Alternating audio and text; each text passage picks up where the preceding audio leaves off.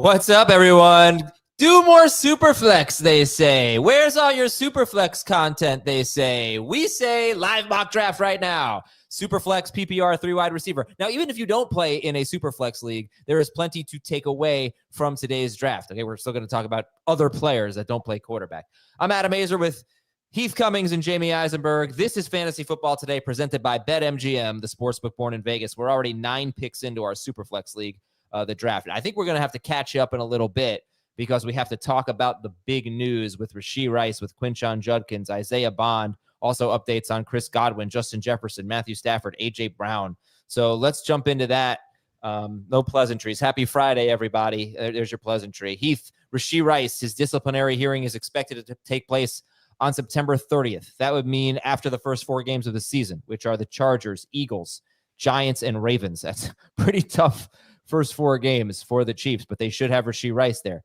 What are you making of all of this? There's so much to consider. What advice can we give on Rashee Rice right now? That's exactly how I felt last night when I tweeted, I have no idea where to rank Rashee Rice or Quinshon Judkins. You're welcome. Because I think here's how I'm viewing it, and this could be wrong. I'm viewing it as there could be a settlement between Rice and the league before week 1. And if there is, I'm guessing it's going to be 5 or 6 games that he misses at the start of the season. It could be that there's a hearing on September 30th and they quickly make a decision and he misses 4 to 8 games. There could be, and Dave highlighted this, I think, in his article, that when Deshaun Watson was before Judge Robinson, right? She released her decision 1 month after the hearing, in which case the fantasy playoffs are in danger. He might play the first half of the season and not be there for the fantasy playoffs. Those are all possibilities. So right now I'm drafting him in round 7 because I'm kind of just throwing at the dart at the middle of that risk. So here's the 2 things that you had to sort of weigh with all of this. If he was missing the first 4 games, we've sort of touched on this prior to yesterday's news. There's no bye weeks. You know what your roster is. You would have been able to sort of manage it, and then you get this player coming back who could be amazing. Now we're dealing with the situation of you have him for the first 4 games.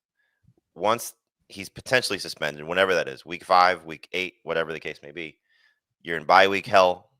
You're dealing with injuries at that point. You're trying to manage your roster. It's a much different scenario. So do you want to potentially get off to a great start with your fantasy team?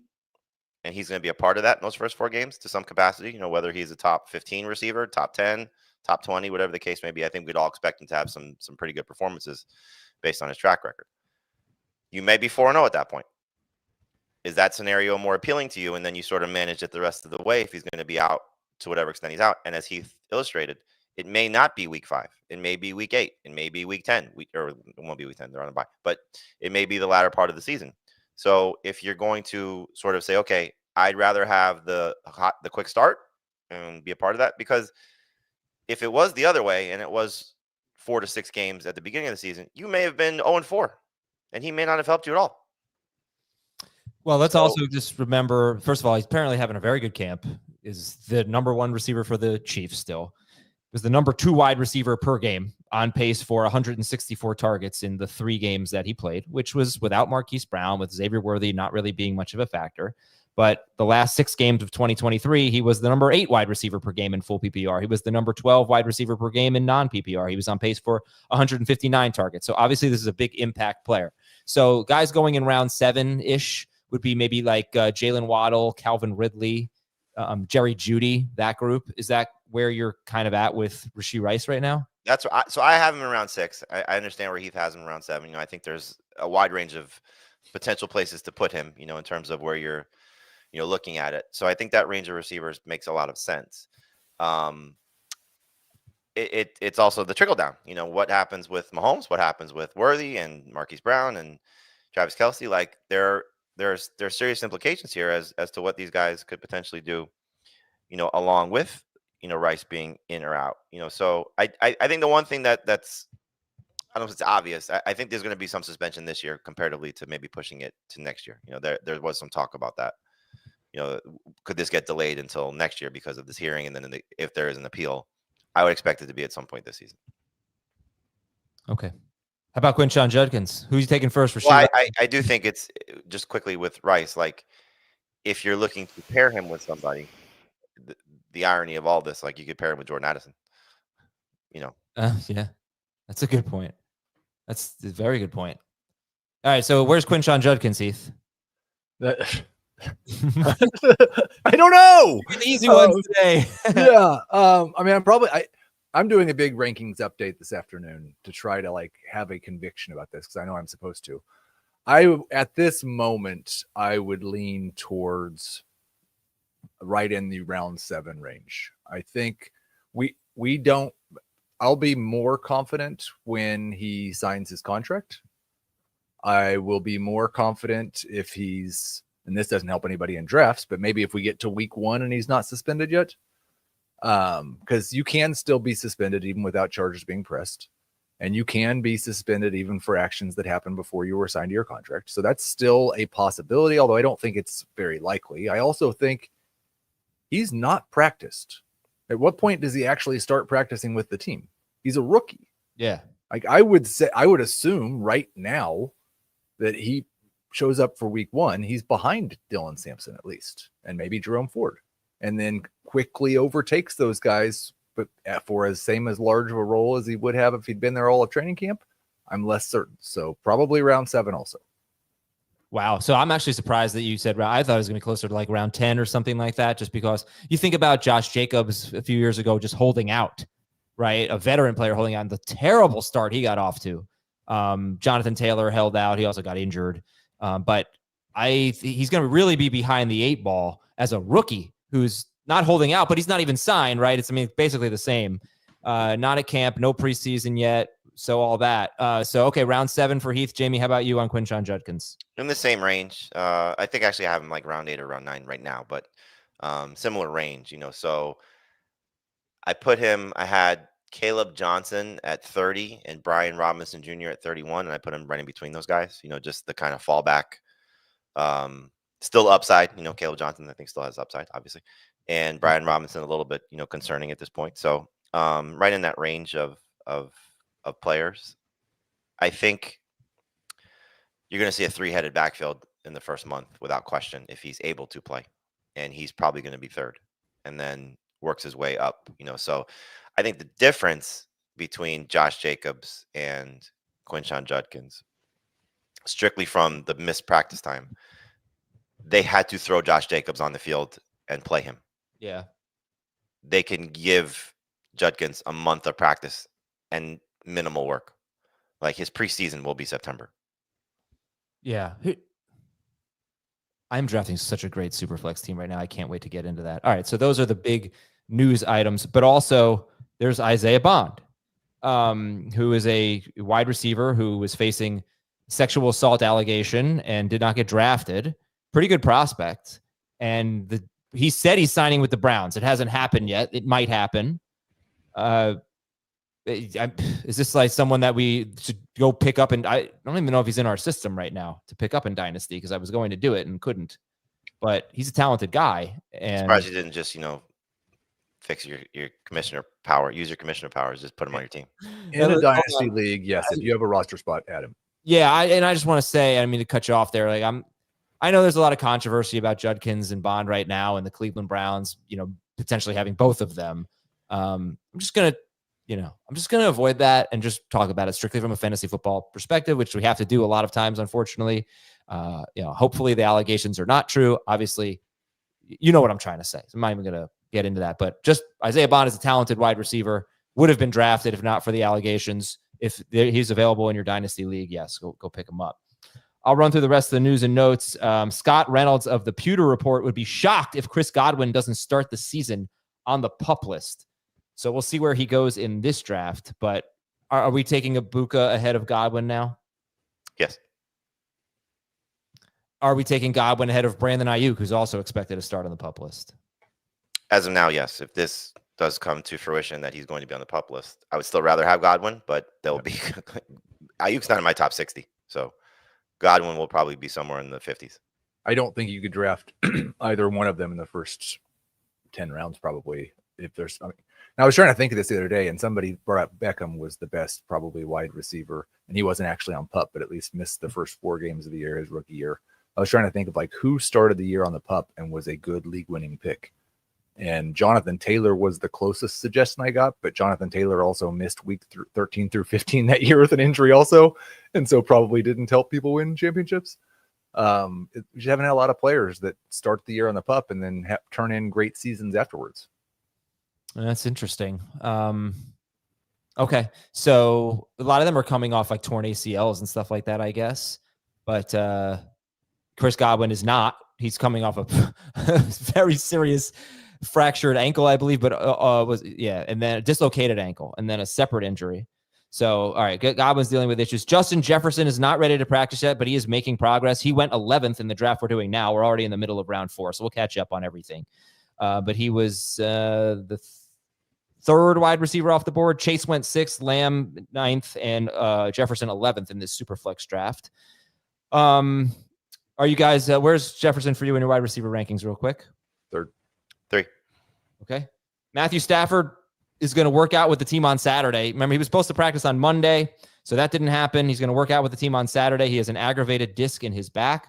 Puka Nacua was taken, I think, in the middle of the 2nd round in this draft. You just want to help me out there, Puka? Where are you? 22nd overall to Thomas Schaefer. I took Nico Collins before him, Brian Thomas Jr. Jamie took Brian Thomas Jr. before Puka Nacua.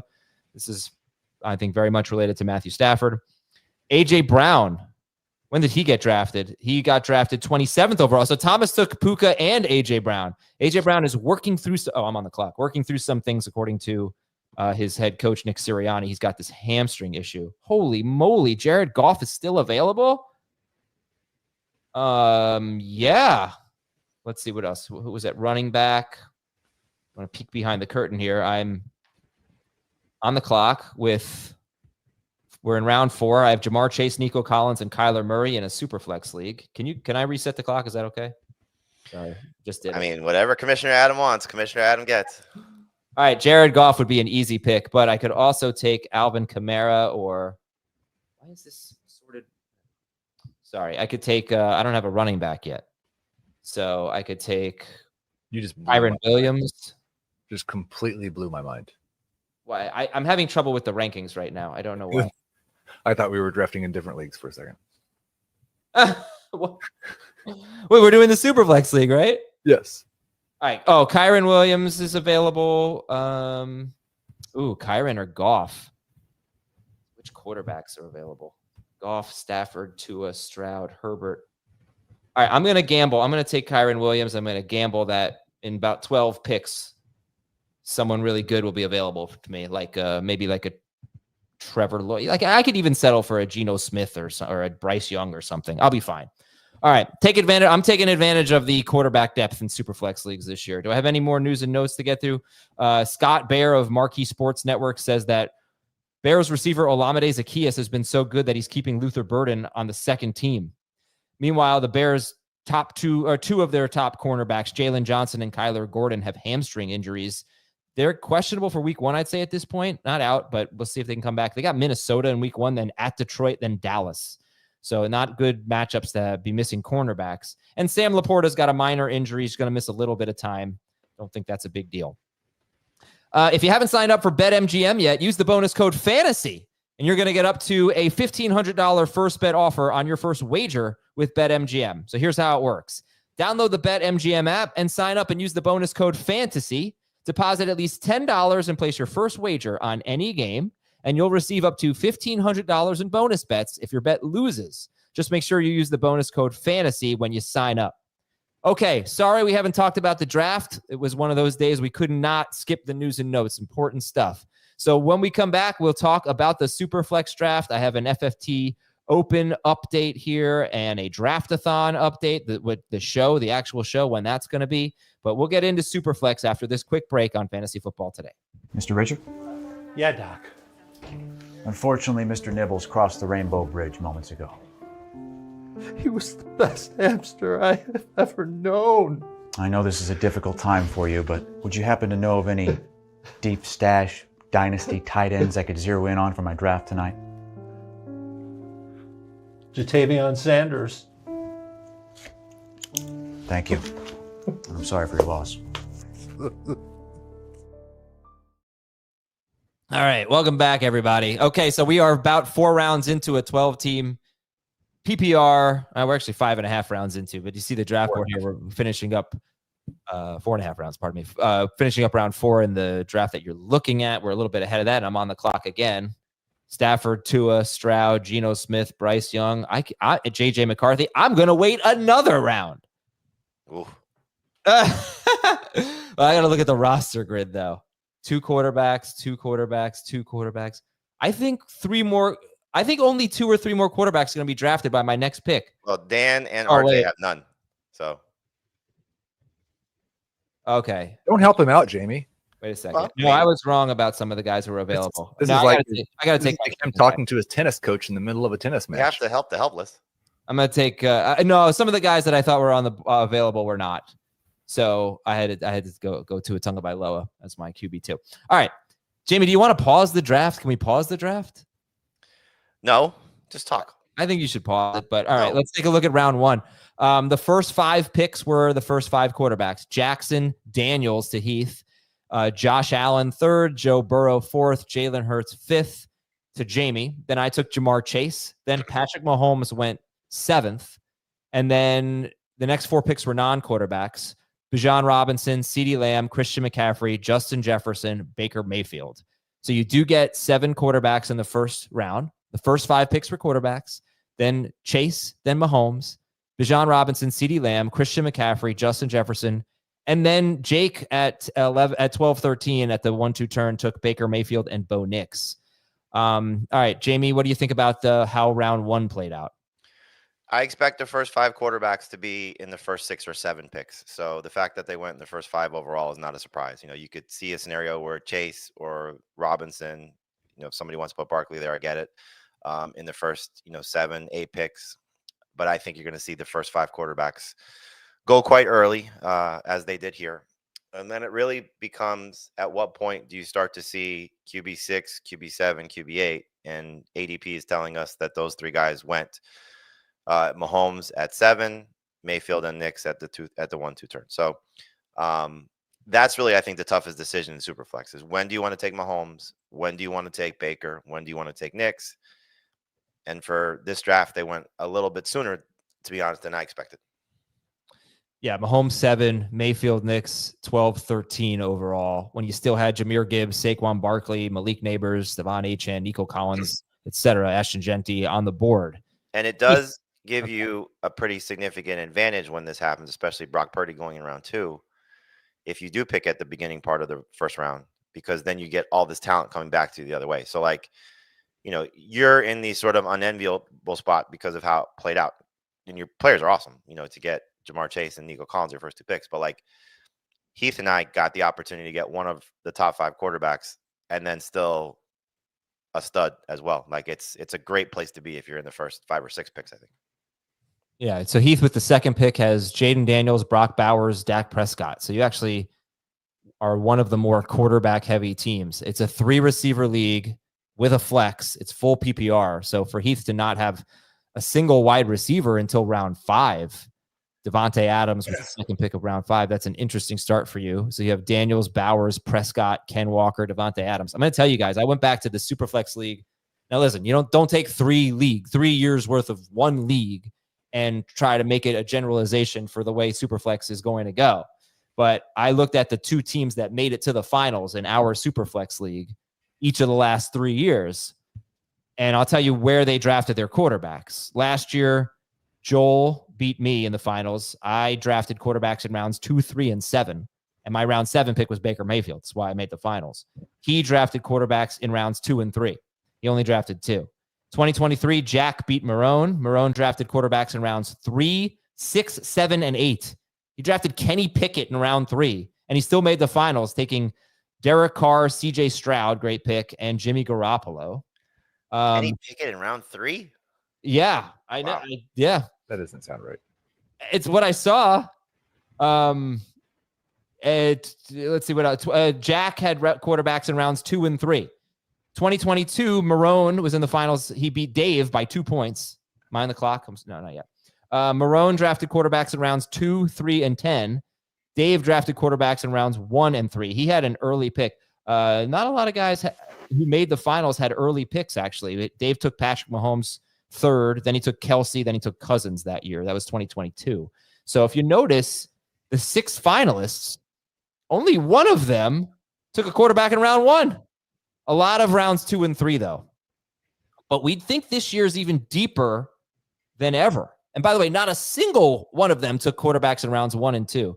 But we think this year is deeper than it's been a long time at quarterback. So if you're looking at the draft board, you did have Team 12, Jake, take quarterbacks in rounds 1 and 2 at the 1-2 turn. No one else did that. Heath took a quarterback in rounds 1 and 3. So did Marone. And that was it. So after 3 rounds in this Superflex league, only 3 teams had 2 quarterbacks.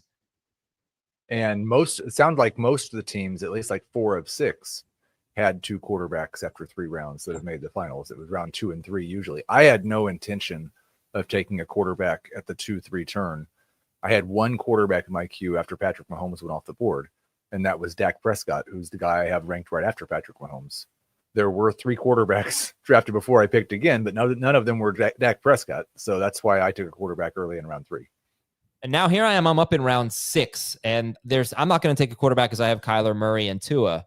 But Anthony Richardson, Michael Penix, Bryce Young, Cam Ward, Matthew Stafford, Geno Smith, Sam Darnold, they're all on the board. So you could just load up at other positions. The only thing I will say is quarterback is deep. There's still a massive difference between a top 5 quarterback and the lower end QB ones. And I think there's still a pretty big difference between the low end number 1s or high end number 2s and the QB 22 through 30 range. Like, it's deep, but there's still tiers. So there's still value in getting some of these guys early. Mm-hmm. Of course. I love Superflex. One of the things I love about Superflex, guys, is that I don't think it really matters where you are in the draft.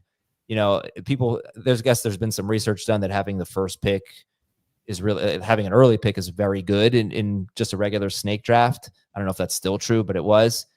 Do you have a preferred place to draft in a Superflex league? First 5 picks this year. I was going to say top 3. Okay. I'm going to be different and say, actually, not to say that I don't want an elite quarterback, but I'd rather take Jamar Chase 6th than a top 5 quarterback. But we'll see. But I think that's just. Listen, your team is great. I like mine slightly better. How it worked out for me, with the 3 receivers that I got in rounds 2, 3, and 4. And they were Thomas, London, JSN. So let's go through it here with Jalen Hurts. Yeah, right. Yeah, Hurts, Thomas, London, JSN, Justin Herbert, and then Chuba Hubbard as your RB1. All right, so round 2 was Bo Nix, Jahmyr Gibbs, Saquon Barkley, Brock Purdy, Malik Neighbors, Devon Achane. So let's talk about that Purdy pick, right? Because Jacob is picking 9th. He takes CeeDee Lamb in round 1 instead of, there are 6 quarterbacks off the board. So instead of Baker Mayfield or Nix or whatever, he takes CeeDee Lamb. And then in round 2, he might be thinking, man, if I don't take a quarterback here, I might not love my quarterbacks. So he takes Purdy. There's not a quarterback taken until round 3 after that. Yeah, I don't like this Purdy pick at all. Right, that's what I was going to say. Like, don't take Purdy over Neighbors, Achane, Nico. That's kind of the point. Like, once the first 5 guys are gone, I think the only other quarterback that's most likely going to go, and I don't have ADP, maybe you could pull it up, Adam, to the Superflex ADP. Yeah, is I can. Mahomes is the only other one I could see going in round 1. This is the only other one that I would take in round 1, and it would be at the back end of round 1. Like, I would rather take a player and then get Mayfield or Nix in round 2, and then the sliding scale of Prescott and Fields and whatnot, depending on how you feel about these guys. And obviously Jacob likes Purdy.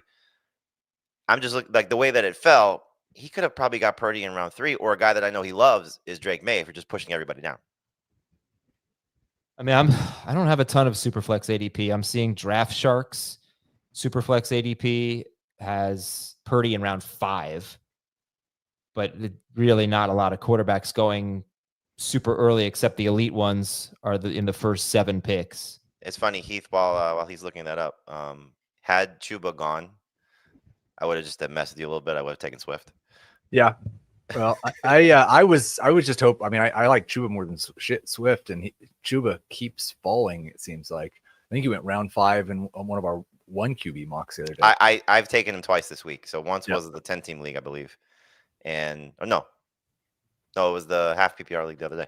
It's the second time I've drafted him. Yeah. So I'm thrilled with the way it's worked out, but just in the round 6, where we round 6, knowing you were on the way back, like I was going to see, like, if I had taken Swift, because I know you don't have any receiver, you have one receiver. Like, if I had taken Swift, what would you have done? And then would Connor have made it back to me? Because that was my 2 choices. Would have been, if Hubbard was gone, would have been Connor and Swift.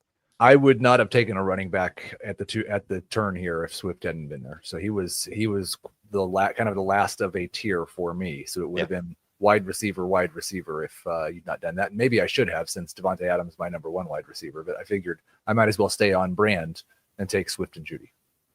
How do we feel about tight ends? Well, actually, we'll get to that when we talk about Bowers. So, okay, round 2 is Nix, Gibbs, Barkley, Purdy, Neighbors, Achane, Nico, Brian Thomas Jr., Genti, Puka Nacua. I mean, just incredible names here. Then, Heath, you took Brock Bowers, so I do want to talk about that pick. That was your second-round pick. Amon-Ra St. Brown and Derrick Henry were still on the board. In fact, Robert Thomas, who has the first pick, went Lamar Jackson, and then Amon-Ra St. Brown, Derrick Henry. That's really good.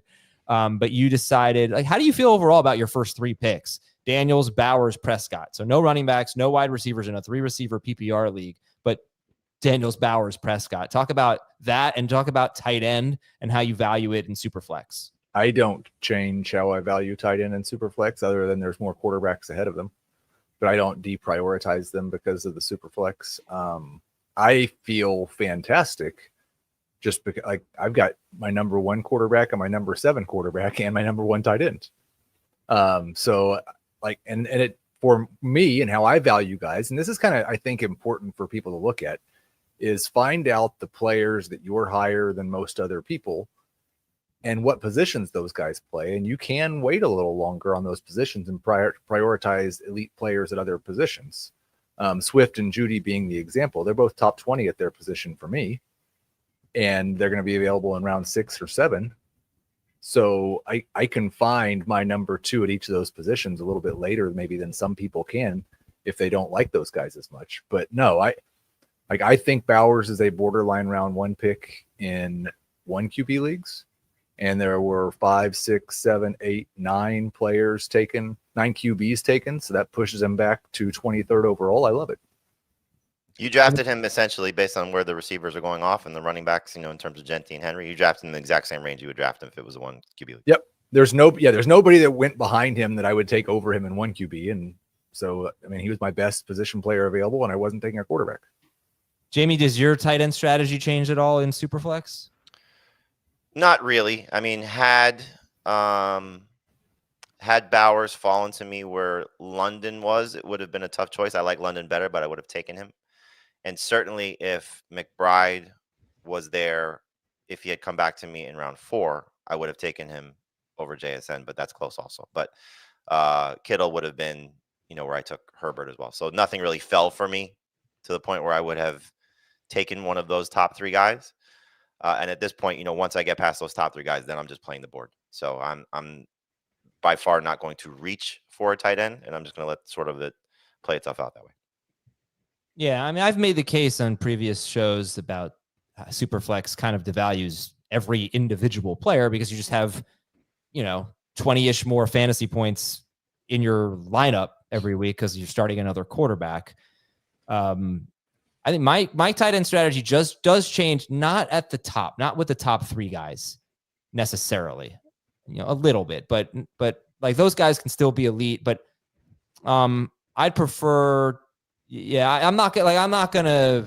At some point, I'm just gonna not care about tight end and just be totally fine with waiting till the end. I'm probably at that point now. We did that St. Jude mock on Tuesday night, and the only reason I bring this up is because I just did the recap and I talked to some of the featured managers who paid extra to have their draft in the league. And the manager who picked 12th, I don't know if you remember the draft, Adam, but it was Derrick Henry and Nico Collins with their first 2 picks.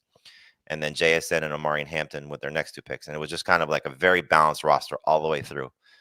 Their last pick went 13 rounds. Their last pick was their starting tight end, which was Dallas Goedert. Like, it's hard to argue with that. Like, once you get past, I don't know, Njoku really for me, Kelsey, Njoku. I'm sorry, I shouldn't say Kelsey. Njoku, Kelsey, Hawkinson. So tight end 7. It's such a mixed bag of who can get you to that 10, 11 point range. They all could. and the group I'm talking about, the two rookies, Warren and Loveland, Tucker Kraft, Jake Ferguson.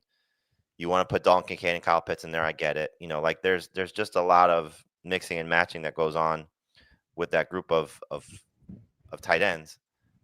Goddard can easily be a 10-point per game guy, and you now loaded up your roster everywhere else, and you kind of just figure it out as the season goes on. Like, I don't hate that at all.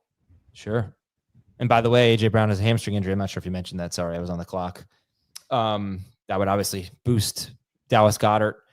Yeah, I was on the clock in round 8, and if you're looking at the board, you're seeing a real lull in quarterback drafting, right? In the last 2.5 rounds, we've had 3 quarterbacks go, basically. Well, there's not very many left. There are actually. I mean, there's Cam Ward, Matthew Stafford, Sam Darnold, Geno Smith, Aaron Rodgers. Those are guys that you don't have to really worry about them losing their job. Then there's Russell Wilson and Joe Flacco and Daniel Jones. But I think Geno's the only one of those that I feel like, yeah, he's probably going to produce like a QB2. Sam Darnold, you worry that he was just a creation of Kevin O'Connell, and the Seahawks are bad and they see what Jalen Milroe is. Matthew Stafford has a back injury. Who are the other guys? None of Aaron Rodgers and Cam Ward. No, I would not be comfortable with these guys as my QB2. Right. But right now is a good time to take your QB3. Michael Penix just went. There's only one manager right now with one quarterback. Who? RJ. Yeah, he might regret that. And his quarterback is JJ McCarthy. He had the 11th pick. He's got Justin Jefferson, Jahmyr Gibbs, Jonathan Taylor, George Kittle, Breece Hall, JJ McCarthy, Calvin Ridley, and Jordan Addison. Kind of tough to have that build when you're missing one of your starters for 3 weeks, and he's Justin Jefferson's teammate. So Jefferson, Gibbs, Taylor, Kittle, Breece Hall, McCarthy. Thomas loves that team. Jordan Addison. Who does? Thomas. Does he? It's a Viking stack, right? Yeah. Got a Viking stack. Can we get a Gator on there? So he is going with a Viking stack there. McCarthy, Jefferson, and Addison. That's interesting. All right. Let's talk about round 3. Round 3 was Derrick Henry, Dak Prescott, AJ Brown, Josh Jacobs, Drake London. 3 straight quarterbacks. Kyler Murray to me. Jamie took London, and Heath took Prescott in that round. Kyler Murray to me. Justin Fields, Drake May, Bucky Irving, Trey McBride to Dan Schneier, who did not take a quarterback until round 5 when he took CJ Stroud, and then he took Anthony Richardson as his QB2. He needs to take Geno next if he's still there. Or does he take Daniel Jones? Yeah, but I don't think Geno's going to be there by the time he makes that pick, by the way, because I am picking before him. Okay, so sorry. So it was Henry, Prescott, AJ Brown, Jacobs, London, Kyler Murray, Justin Fields, Drake May, Bucky Irving, Trey McBride, Jonathan Taylor, Ladd McConkey. Chase Brown was the first pick of round 4. We go into round 4. It's Chase Brown, George Kittle, T. Higgins. I love Superflex. It's just so fun. Jordan Love, Caleb Williams. So Jacob, who took Brock Purdy in round 2, took Jordan Love in round 4. So actually, that's not a bad team, right? That's CeeDee Lamb, even though we didn't love the Purdy pick. Lamb, Purdy, Bucky Irving, and then Jordan Love. That's not a bad start. You could have 2 top 12 quarterbacks. Yeah. Yep. And then he has Omarion Hampton, Alvin Kamara after that. Sorry, I'm on the clock. All right, so now I'm going to take my QB3. I had the 7th pick, Jamar Chase, Nico Collins, Kyler Murray, Kyren Williams, Tua Tagovailoa, DK Metcalf, Isaiah Pacheco, surprise, surprise, Joe Mixon, surprise, surprise. So I've got no tight end. I only have 3 receivers. It's a 3-receiver league. Stafford or Geno or Darnold. I'm going to take a chance on Stafford because I actually think he could be pretty good in this format. It's 6-point per passing touchdown league. So I went with Stafford as my QB3. So let me ask you this, because you made the commitment to Stafford. Will you make the commitment to Garoppolo with one of your last picks? Yeah, I don't see why not. I don't really know if anyone else is taking Garoppolo. So RJ might. Yeah, they might. Before I forget, one thing that's worked out well for me, I don't know if you guys ever do this, is drafting 4 quarterbacks with the intent of trading one, because you wait for an injury or 2 at quarterback. There's nothing on waivers, obviously, especially in a 12-team Superflex. It's 6-point per passing touchdown. I'm sure I just said that, but you load up at quarterback, and when there's an injury, you can turn that quarterback into really good value. Someone that you would not have been able to get at the spot you picked that fourth quarterback. I love that strategy in dynasty startups, which I shouldn't tell you since we'll be doing a dynasty startup together starting next week. But dynasty superflex startups. Yes. Okay. But it can work in redraft too. I'm not quite as fond of it in redraft, but because if the rest of your team, like if you sacrifice a good starting lineup to do that, maybe after the starters. Yeah. Oh yeah. After the starters, after at least most of your starters, it's a risky thing to do. Let's see. So, ooh, some shade being thrown at me by Aaron Starr. Doesn't like any of my players after pick 2. This could be my avoid list. That would be Kyler Murray. Sorry, I'm waiting for my team to display here. Sam Darnold's the next one. Kyler Murray, Kyron Williams, Tua, Metcalf, Pacheco, Mixon, Stafford. Yeah, I mean, that's the thing. That it might be more important for you to look at builds instead of players because, you can always do the same build but with different players and just like a team more. It's totally fine. Jerk. All right, we got to take a break here. But before I do that, real quick update on the FFT Open. If you're in an FFT Open league, the draft dates are set. Should be, other than Tom Fornelli's league, which is already drafting, Monday, August 18th, starting at 10 a.m. Eastern. The timers are on from 10 a.m. to 8 p.m. Eastern with 3 hours between picks. Please check your draft settings in your league. If anything looks wrong, let me know in the league message board. Monday, August 18th, 10 a.m. Eastern. Timers are on from 10 a.m. to 8 p.m. Eastern. 3 hours in between picks. Turn them off on weekends as well. Also, if your name is Doug Hype, join your league. You're the last person to join the league. We're waiting for you, buddy. Appreciate your donation. Doug Hype, get hyped. Join your league. I've emailed you many times. Please, if you're listening, please join your league. And the Draftathon show, super fun. We have great guests coming on. Every year we have a lot of fun with this. It's going to be Wednesday, August 27th from 5 to 8 p.m. Eastern. Wednesday, August 27th from 5 to 8 p.m. Eastern. That's our Draftathon show. No commercials, just content, guests from around the industry, fun times. We'll see you then. All right, we'll be right back. We'll talk more about the Superflex draft after this. When you need your sports news all the time, we've got breaking news to bring to you. CBS Sports HQ gives you a snapshot of all the sports that matter to you. When you need your sports in a snap, find it on CBS Sports HQ, streaming free anywhere you are. Welcome back, folks. All right, so is there anything you guys want to say? Because I've been a little overwhelmed today. I've been thinking of something I wanted to say since last night. Okay. I was really impressed with your game at the baseline. I think you're like 90% of the way there to playing with Dan if you both stay back at the baseline. The problem was in the first set, when he came to the net, he dominated you. And second, probably more importantly for you, because you can't change that about Dan, your game at the net, like you're putting in a lot of work at the baseline. You need to go stand at the net and have your coach hit tennis balls at you for 2 hours a day. You gave up probably 7 points in that match on easy putaways that you just flubbed. Yeah, it was a difference in the match in the second set for sure. And it's the next step for me is developing a net game, which is just so much harder than it looks. I wanted to say, did you go back and watch yet? I did. I watched a little bit. I watched when Dan's brother was on. I watched when my brother was on. I'll watch a little bit more. I just wanted to say I really thought you two were awesome. That couldn't have been an easy thing to do for an hour and a half. I thought you guys did genuinely, really did a great job. What I watched was really entertaining. My brother saying ESPN was very funny. I just, you guys, you and Thomas producing it, Claire, Philippi for helping out too. Great job. I think people really enjoyed it. The ones who watched, I think they enjoyed it. One more thing is, and I don't know if you can confirm or deny this, there was kind of a controversy in the chat, and I saw a couple blips of it in the chat today also. There are some people who think that you maybe got robbed on a couple of calls on the line, that Dan may have called a couple balls out that were in, especially when he was on the ropes. I saw that. Really on the ropes. Yep. There was some thought that, so I just didn't know if you wanted to make a comment on that, if you thought that that all the calls were legitimate. Yeah. Genuinely, I believe Dan called everything correctly, or at least did his very best to call everything correctly. There was only one, maybe two, but one shot. It was a lob in the first set, I think, I thought was in, and he called out. Maybe it was in the second set. I don't know, but he would have a much better view of that than I would.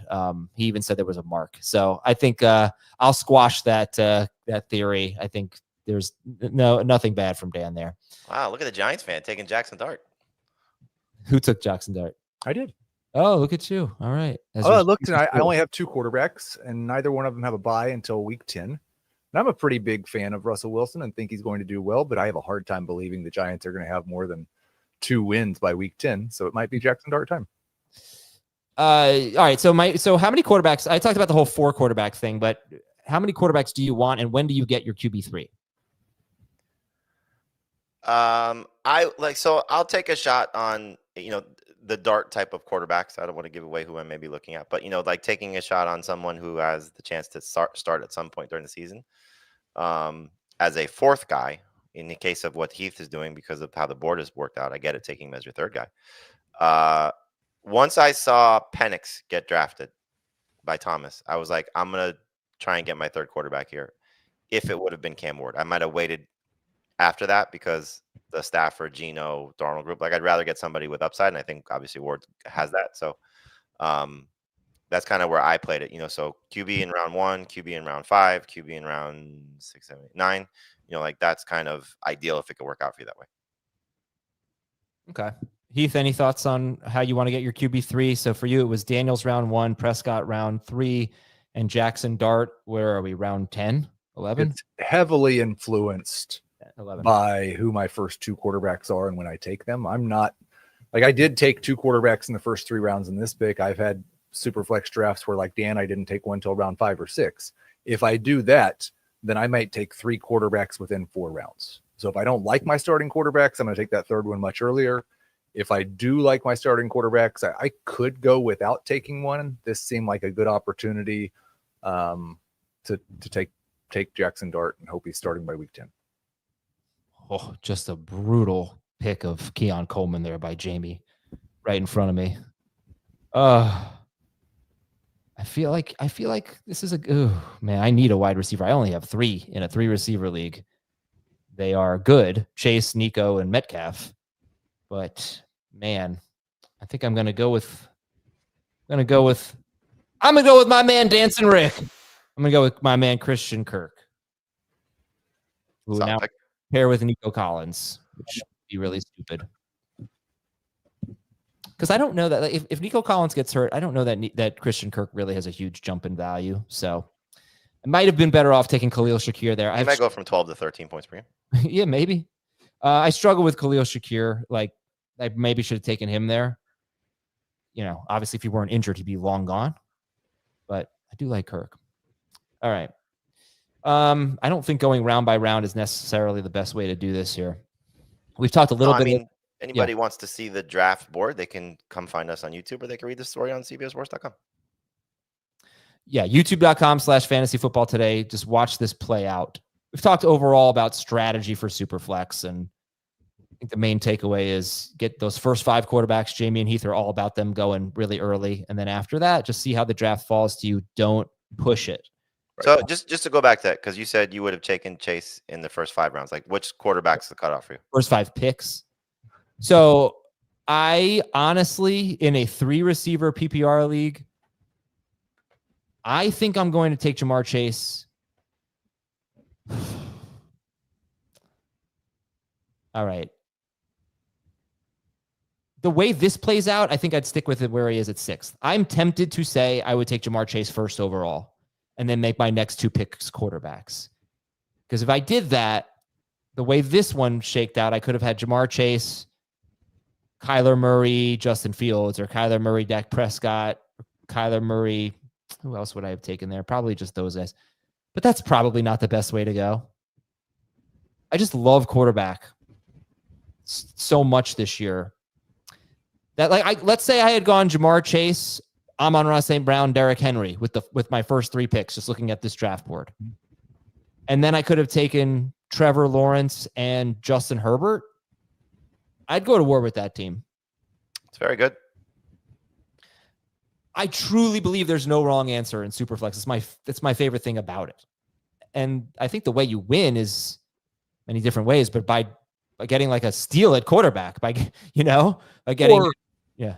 I mean, the other thing is like if you have Lamar Jackson last year and Baker Mayfield, yeah, then you don't need the steal at quarterback, and you can get by with just decent starting players. No, but Baker Mayfield, like I made the finals last year because I got Baker Mayfield in round 7.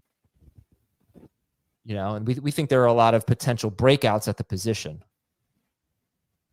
I just think it was interesting that 5 of the 6 teams that made it to the finals in the last 3 years of our Superflex League, 12, which is the same exact format as this, 12 teams, 3 wide receivers, full PPR, and a flex and a Superflex, 5 of the 6 did not take a quarterback in round 1. And they were mostly picking in the second half of the round. And most of them went round 2, round 3. Yes. Yeah. So it certainly would be risky to not do that, to not take at least one in round 2 or 3. All right. What do you want to talk about? Jamie, why don't you talk about your team here? Or Heath, you can go first. Heath, you had the second pick.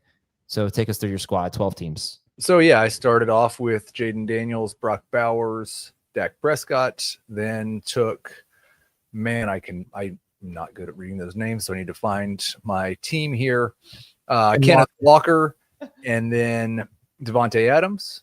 And Adams is my number 1 wide receiver, which isn't great, but Jamie's talked about how, if Matthew Stafford and Devontae Adams are healthy all year, he might be a top 12 wide receiver. So that might work out okay.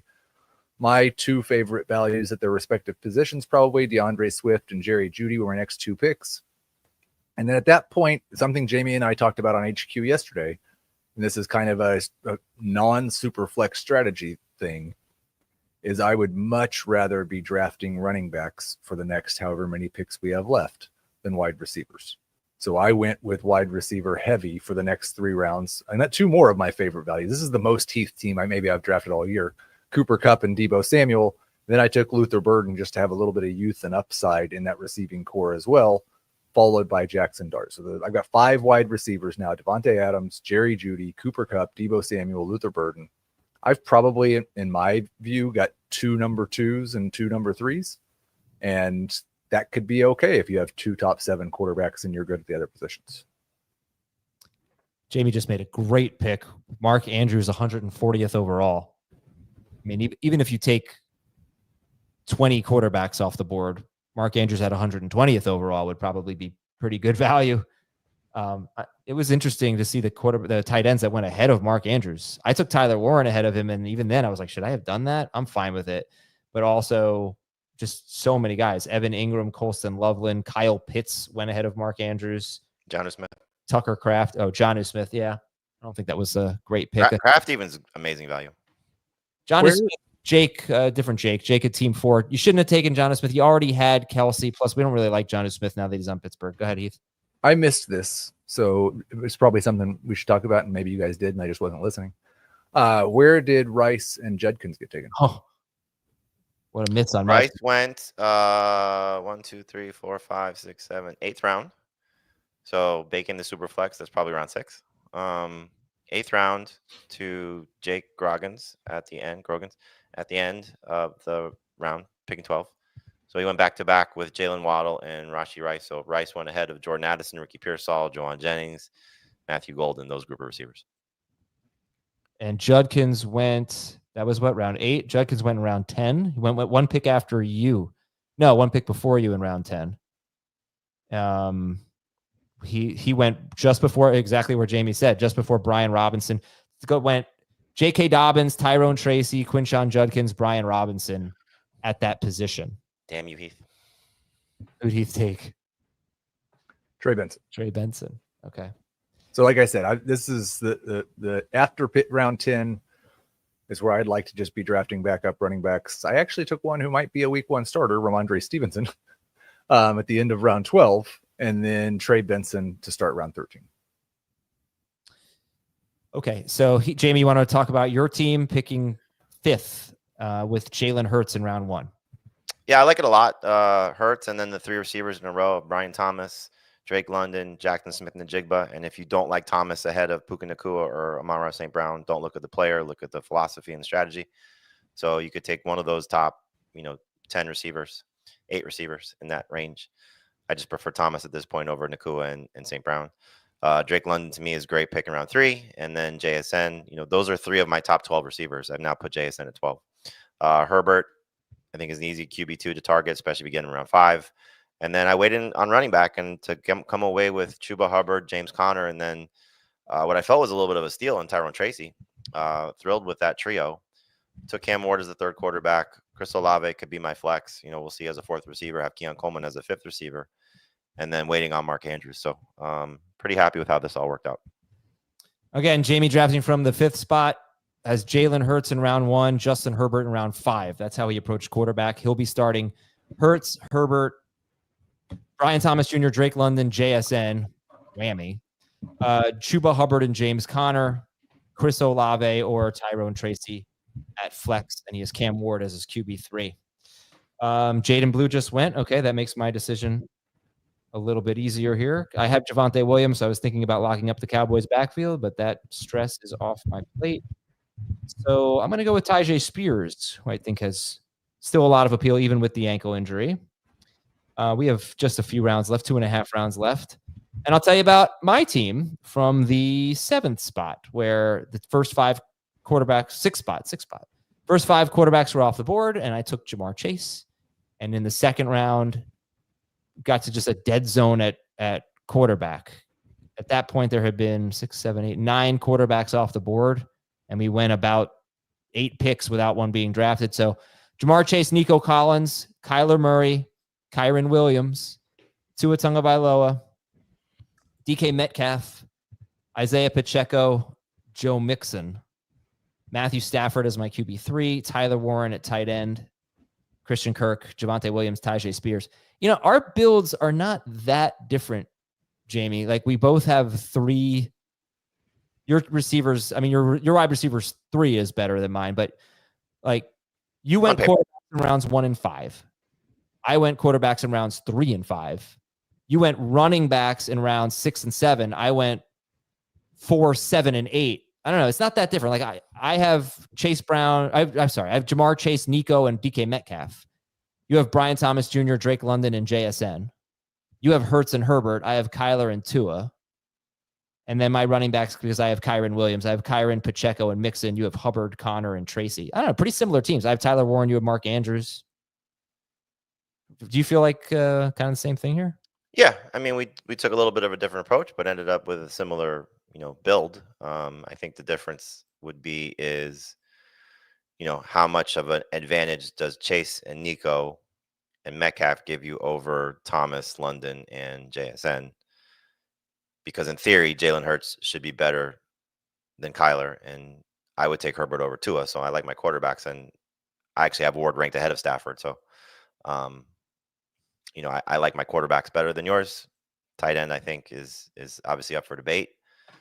I do like Warren better, but obviously we'll see how that plays out. But the fact that we're back to back, I like my build better than yours. I like my players better than yours, but yes, the builds are the same.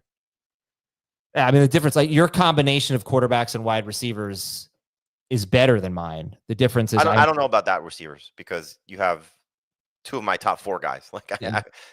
And Metcalf is not far from where JSN is. No, I like my receivers. I like my Chase, Nico, Metcalf better than your Brian Thomas Jr., London, JSN. But you throw the quarterbacks in there, Hurts and Herbert for you, Kyler and Tua for me. I think your combination of receivers and quarterbacks is better. What I need to beat you is Kyren Williams as my RB1 to be really good, because I have Kyren, Pacheco, and Mixon. You have Hubbard, Connor, and Tracy. I think it's more your RB2 needs to be better. Like, if your belief in Pacheco and Mixon comes to fruition, that's an amazing trio you have. Yeah, I was happy with it. I don't think I reached for them. They were pretty much next up in the rankings for you guys, or close to it. All right, so Heath's team is just completely different than ours. That's really strange. That doesn't sound right at all.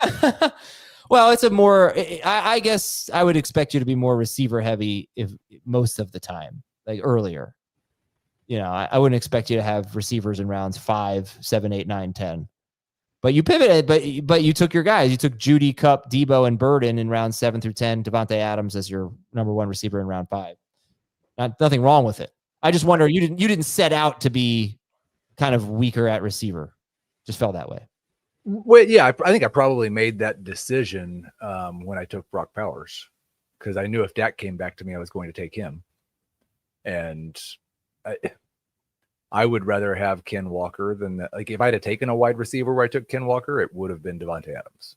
Right. All right. Any final thoughts, lessons learned?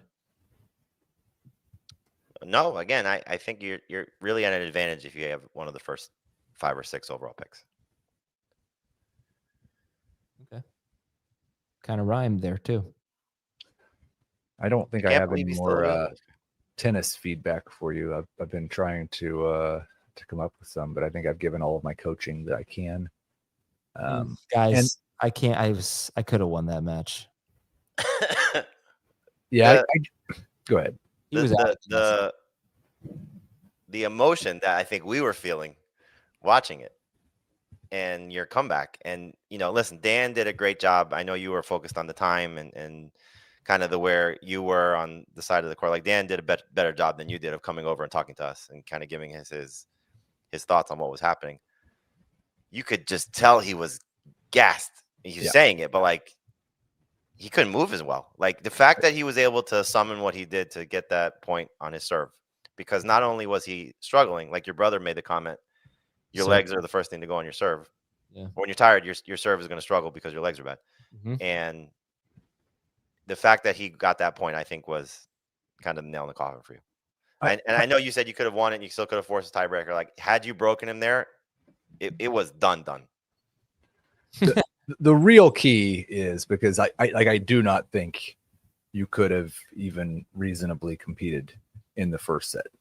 Dan said he was going to improve his cardio. And if he does that, I don't really like your chances at all next year. But knowing what I know about now being 46 years old, I think the chances are much greater that Dan's cardio is going to get worse than better in the next 12 months. Well, he's young. Because, and I say that just because when he was able to run to the net and get back to the lob, I don't think you really had much. No, so I disagree with your take here, because I think that, you saw Dan get really tired and you blame it on his cardio, which I understand. But part of that was me. Part of that was I was hitting the ball a lot harder in the second set. And when you're playing someone who's hitting it harder, you exert more energy in getting it back. Also, if he's going to keep coming to the net all the time and I'm going to hit some successful lobs, that is going to wear him out. Like, his strength is coming to the net, but it also weakens him a little bit because it does make him tired. It's easier to just sit back and hit ground strokes. So it was partially me that was wearing him out too, because once I started playing better, we had longer games. The first set, the games were so short. He was gassed for the first set. Like, between the first and second set. No, I don't agree with that. I think he got gassed early in the second set when I started competing. He lost the first game of the set, and I take some credit for tiring him out. And also, again, if he's going to play so aggressively coming into net, it's gonna obviously he's going to need his legs for that. I agree with that. I think there's there part of it was clearly the environment. He was hot in the gym, in the tent. What do you call it? Confirm or deny that you had them turn the heat up? Oh, 100%. I think it was only. Oh, did I miss a pick? I'm sorry. I think it was only. Next, here we go. It was only like 80 something degrees in there, but if playing indoors like that is it's brutal. It's absolutely brutal. No, I didn't have them turn the heat up. So let me make my last pick. I was really disappointed in the first set. I mean, I can't believe how poorly I played.